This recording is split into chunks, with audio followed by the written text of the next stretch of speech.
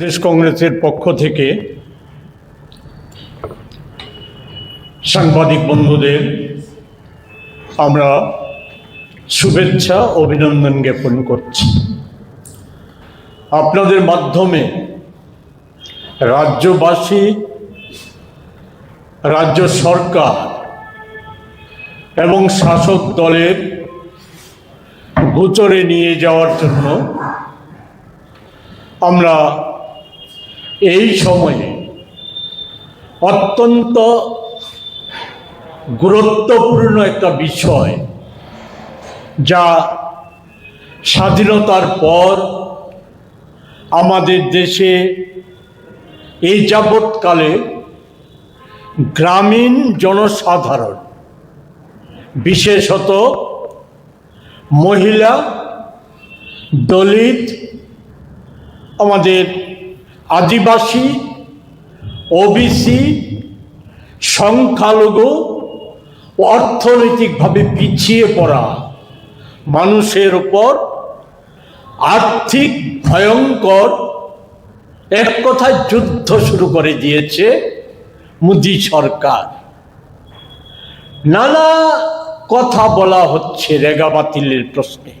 আমি সেই সমস্ত বিষয়ে পরে যে বন্ধুরা একটু ধৈর্য থাকবে, যদি আমাদের বলার মতো সুযোগ করে দেন, আমি কিছু তথ্য আমি তুলে ধরার চেষ্টা করব।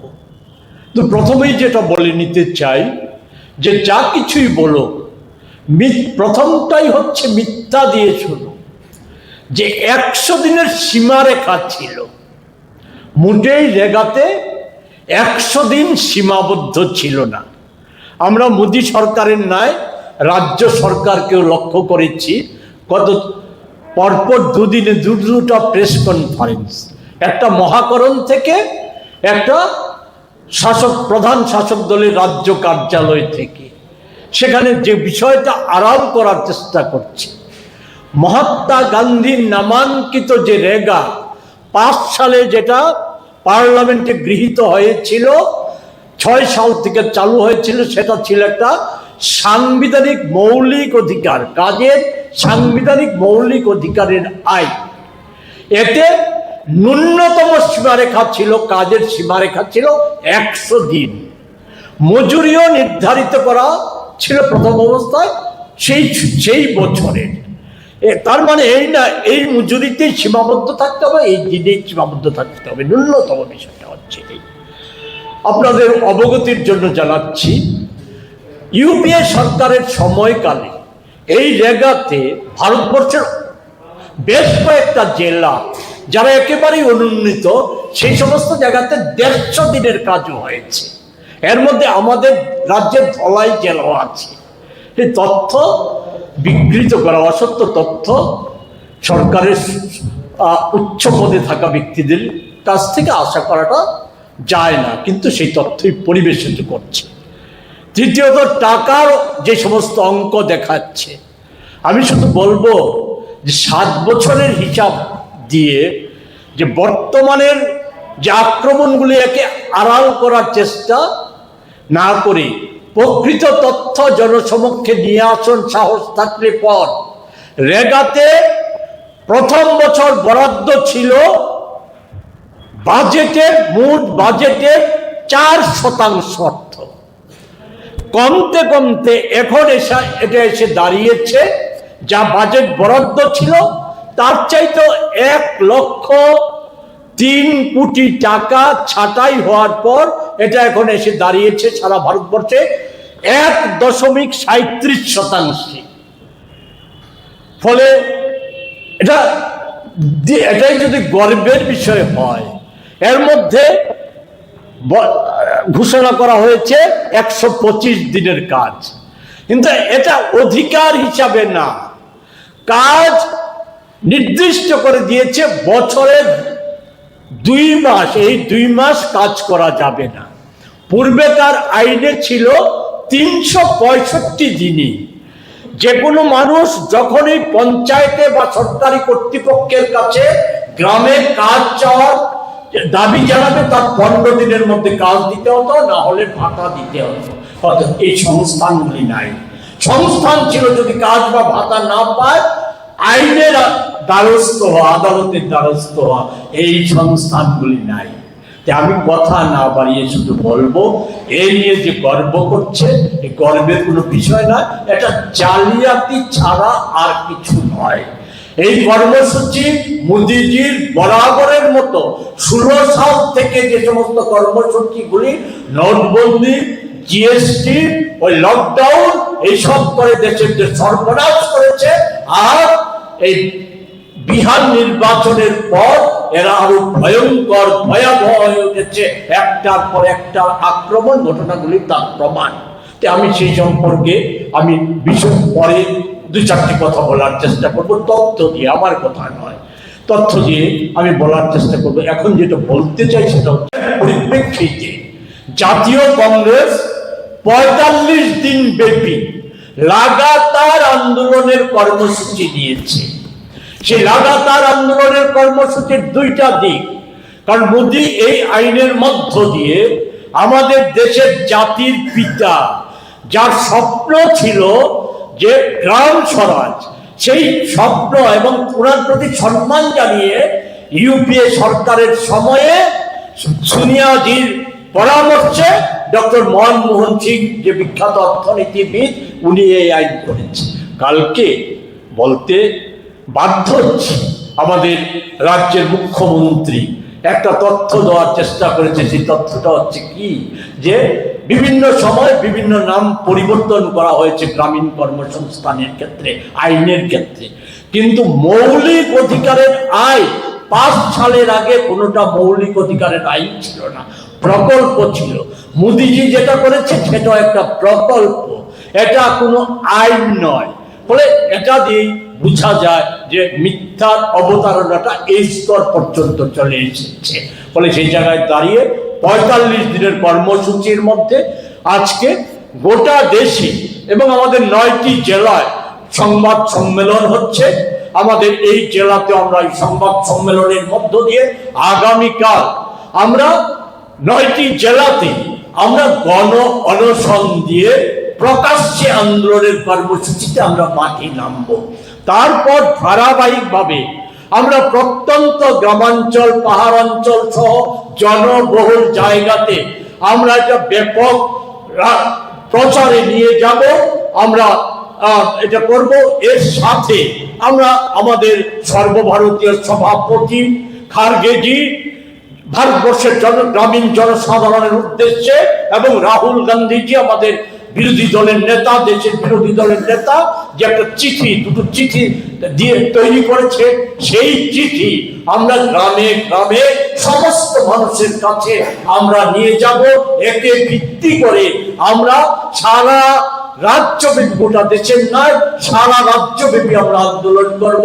আপনাদের শুধু 2 মিনিট নেব যে স্মরণ করিয়ে দিতে চাই, এটা অনেকটা আজকে ভারতবর্ষের পরিস্থিতি যে জায়গায় দাঁড়িয়েছে, যে মোদি শাহরা ভাবছে একের পর এক জাতীয় আক্রমণ করে, আর অন্যদিকে ধর্মীয় বিভাজন সৃষ্টি করে সাম্প্রদায়িক বেরিকরণের মধ্য দিয়ে এরা ক্ষমতায় টিকে থাকতে পারবে। আর নানা বিষয়গুলি আমি নাই বাংলা এই পদ্ধতিতে, এটা পৃথিবীর ইতিহাস কিন্তু কথা বলে না। দেওয়ালের লিখন এরা পড়ছে না। দেওয়ালের লিখন আমাদের ভারতবর্ষে এই স্বাধীনতার পর কালো কৃষি আইনের প্রতিবাদে সারা দেশের কৃষকরা 2 বছর ব্যাপী রাস্তায় থেকে লড়াই তারা সংগঠিত করেছিল। প্রায় 800 কৃষকের মৃত্যুর বিনিময়ে মোদিকে মাথা নত করতে বাধ্য করেছিল। যদিও মোদিজির অভ্যাস অনুযায়ী সেই লিখিত প্রতিশ্রুতি থেকে মোদিজি সরে আসছে, এখন কৃষকদের নিয়ে জালিয়াতি করছে, সেখানে নানা রকম বিষয় করছে। এই আইন আনার প্রাককালে মোদিজি ঘোষণা হচ্ছে কৃষকদের দাবি মেনে নিয়ে। ভারতবর্ষের কোন কৃষক MNREGA বাতিলের দাবি করেনি, একটাই দাবি করে আসছে ভারতবর্ষের কৃষক, সেটা হচ্ছে স্বামীনাথনের কমিশনের সুপারিশ অনুযায়ী সেখানে যে মিনিমাম প্রাইস এটা নির্ধারিত করা। ফলে এটা একটা জালিয়াতিপূর্ণ। আমরা তার বিরুদ্ধে যে রাস্তায় নেমেছি, রাস্তায় থাকবো, রাস্তায় পথ দেখাবে পৃথিবীর নজির। যেটা বলার চেষ্টা করেছিলাম, ওই স্বৈরাচারী শাসক গোষ্ঠী কোথাও নিজেদের শেষ রক্ষা করতে পারিনি। মোদী শাহদের পরিণতি সেই জায়গায় হবে। এটা ফনিয়ে আসছে আমাদের রাজ্য ওই বিজেপির অন্দরে থাকা সৎ, বিবেকবান, নিষ্ঠাবান, যারা দেশপ্রেমিক মানুষ আছেন, যারা রাজ্যটাকে ভালোবাসেন, দেশটাকে ভালোবাসেন, নিজেদের সন্তান সন্ততিদের ভালোবাসেন, তাদের কাছে আবেদন করব, না আর নয়, অনেক হয়েছে। এবার রাজ্যকে রক্ষা করার জন্য আপনাদেরও খুলস ছেড়ে বেরিয়ে আসতে হবে। শুধু অন্তরঙ্গ মুহূর্তে নানা কথা না বলে মোদিজির ওই নিজেদের ক্ষমতা রক্ষার জন্য মোদিজির গুণগান কীর্তন না করে সেখানে আপনারাও এতে হাত বাড়ান, সামিল হন পরিবর্তনের সংগ্রামে। সেটা আমরা রাজ্যব্যাপী আমরা নেব, ঘোষণা করব। আমরা অতীব দুঃখের সঙ্গে বলতে চাই, আমাদের রাজ্যে ফটিকরায়ে আমাদের শীতলাতলা সায়দারপাড়া গ্রাম, সেখানে মোসাম্বির আলী ও লাকায়েত আলী, মোসাম্বির আলীর একটা ছোট কাঠের দোকান আছে, লাকায়েত আলী নামে তারা সম্পর্কে দুঃসম্পর্কে তারা দুজন ভাই। এদের কাছে একটা ধর্মীয় অনুষ্ঠানের নাম করে বিরাট অঙ্কের চাঁদা দাবি করেছিল। তারা বলেছিল যে আমরা চাঁদা দেব, কিন্তু আমাদের সামর্থ্য অনুযায়ী। এতে চাঁদা যারা চেয়েছিল তারা সন্তুষ্ট হতে পারেনি। সন্তুষ্ট না হয়ে এরা মোসাব্বির আলীর দোকান ভাঙচুর, তার দোকানে আগুন লাগানো, তার বাড়িতে আগুন লাগানো, লিয়াকত আলীর দোকান ভাঙচুর, 5টি মুসলিম পরিবারের বাড়ি ঘর আক্রমণ, মোসাম্বির আলীকে তো রক্তাক্ত করেছে, এখন সেখানে জেলা হাসপাতালে মৃত্যুর সঙ্গে পাঞ্জা লড়ছে। তার ট্রাক্টর, কাঠ বোঝাইয়ের গাড়ি, এই সব কিছু, বাইক, সব কিছু জ্বালিয়ে দেওয়া হয়েছে। শুধু তাই না, সেখানে একটা মসজিদ, তাতেও আগুন ধরিয়ে দেওয়া হয়েছে। এটা সারা দেশব্যাপী, বিশেষত মোদিজি ক্ষমতাসীন হওয়ার পর এবং আমাদের রাজ্য সাম্প্রদায়িক বিভাজন সৃষ্টি করে উগ্র ধর্মীয় মৌলবাদী ফ্যাসিস্ট রাজত্ব কায়েমের যে ষড়যন্ত্র, এই ষড়যন্ত্রেরই অংশ ছিল। আমি শুধু এই ঘটনাটা বলার সাথে সাথে একটা কথা, একটা তথ্য আপনাদেরকে দিচ্ছি। গত পরশু আমাদের রাজ্যের ডিজিপি ওনার দপ্তরকে ব্যবহার করে আরো 2 জন পুলিশ আধিকারিকদের নিয়ে সংবাদ সম্মেলন করেছে। আপনারা ইতিমধ্যেই তা কভার করেছেন। তার বিস্তৃত বিবরণে গিয়ে আমি সময় নষ্ট করব না। সেই সংবাদ সম্মেলনে উনি যেটা উল্লেখযোগ্য, যেটা উল্লেখ করতে চাই, এখন বোধহয় বুঝে গেছে আমাদের শাসক জোটের নেতারা বা মন্ত্রী, মুখ্যমন্ত্রী থেকে শুরু করে সকলে হয়তো বুঝে গেছে যে আমাদের ওনাদের কথা, সুশাসনের তত্ত্ব, গল্প, এগুলি আর মানুষ মেনে নিতে পারছে না। বাস্তব জীবনের সাথে সংগতিহীন, বাস্তব অভিজ্ঞতার সাথে সংগতিহীন। সেই জায়গায় যে উনি দাবি করেছেন 24 সালের তুলনায় 25 সালে রাজ্যে অপরাধমূলক কাজের ঘটনা, নারী ঘটিত অপরাধ সহ অপরাধমূলক কাজের ঘটনা 8.30% কমেছে। তো আমি আপনাদের মাধ্যমে আমি ডিজিপির কাছে এই প্রশ্নটা রাখতে চাই যে এটার মধ্যে আপনি যা বলেছেন তাতেই আছে, সব বলতে চাই না। ধর্ষণের ঘটনা ঘটেছে 169টি, ওনার তথ্য, সরকারি হিসাব। মাসে 14টির বেশি।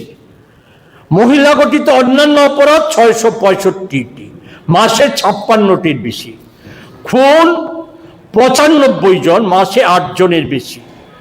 আক্রান্ত হয়ে আহত হয়েছেন 828টি ঘটনা, 828টি, মাসে 69টি, দাঙ্গা 17টি।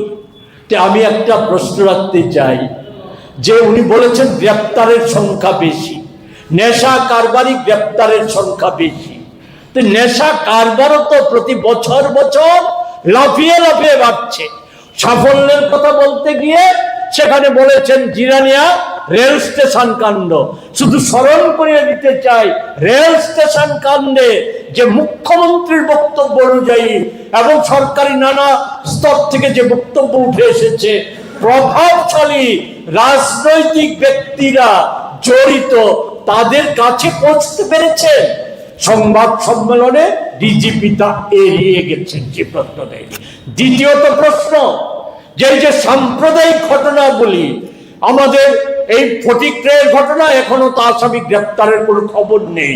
ঠিক তেমনি আমাদের আগরতলায় রিক্সা শ্রমিককে যে পিটিয়ে দুর্মুখ করার ঘটনা, গ্রেপ্তার কয়টা?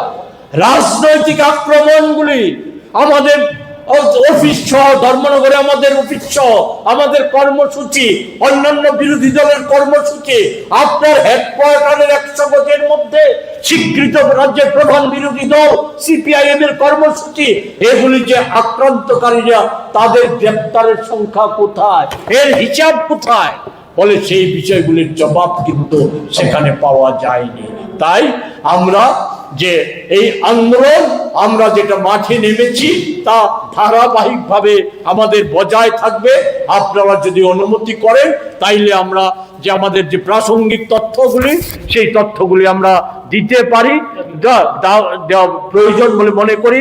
আমাদের আছে যে আমাদের এই ন্যূনতম যে মজুরির নির্ধারণ না করে যে মানুষকে শোষণ করার যে আইন, সেই আইন প্রত্যাহার করতে হবে। অধিকার কেড়ে নেওয়ার যে আইন বলা হচ্ছে, এটা প্রত্যাহার করে আমাদের রেগা ফিরিয়ে, এটা সম্পূর্ণরূপে এটাকে ফিরিয়ে আনতে হবে, এটাকে শক্তিশালী করতে হবে। ন্যূনতম মজুরি 400 টাকা নির্ধারণ করতে হবে। এটা হচ্ছে আমাদের মূল দাবি। এবং জবাবদিহিতার যে অধিকার, সেই অধিকারটা নিশ্চিত করতে হবে। এই দাবিগুলি নিয়ে আমরা কালকে থেকে যে প্রকাশ্য আন্দোলনের কর্মসূচি আমরা গ্রহণ করতে যাচ্ছি, আপনাদের সম্পূর্ণ সহযোগিতা এর মধ্য দিয়ে আমরা আশা করছি এটা আপনারা আমাদেরকে সহযোগিতা করবেন। এর বাইরে আমাদের যে তথ্যগুলি যদি মনে করেন যে আপনাদের প্রয়োজনে লাগবে এবং এটা রাজ্যবাসীকে অবগত আপনাদের মাধ্যমে করা সম্ভব হবে, তাইলে আমরা সেই তথ্যগুলি দিয়ে সাহায্য করব। এটুকুই।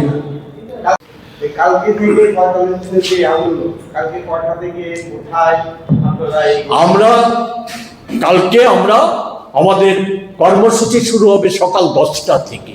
আমরা নির্দিষ্ট সময়, স্থান, এই সবই আমরা আপনাদের কর্মসূচি শুরুর অনেকটা পূর্বেই আমরা আপনাদেরকে অবগত করব। আমরা সারা রাজ্যের তো এতটুকু করতে পারি, রাজ্যের সব কয়টা জেলাতে, জেলা সদরে আমাদের সেই কর্মসূচি, গণ অনশন কর্মসূচি সব কয়টা জেলা সদরে হবে। আমাদের পশ্চিম জেলা, এই সদর জেলাতেও আমরা সেই কর্মসূচি আমরা করব।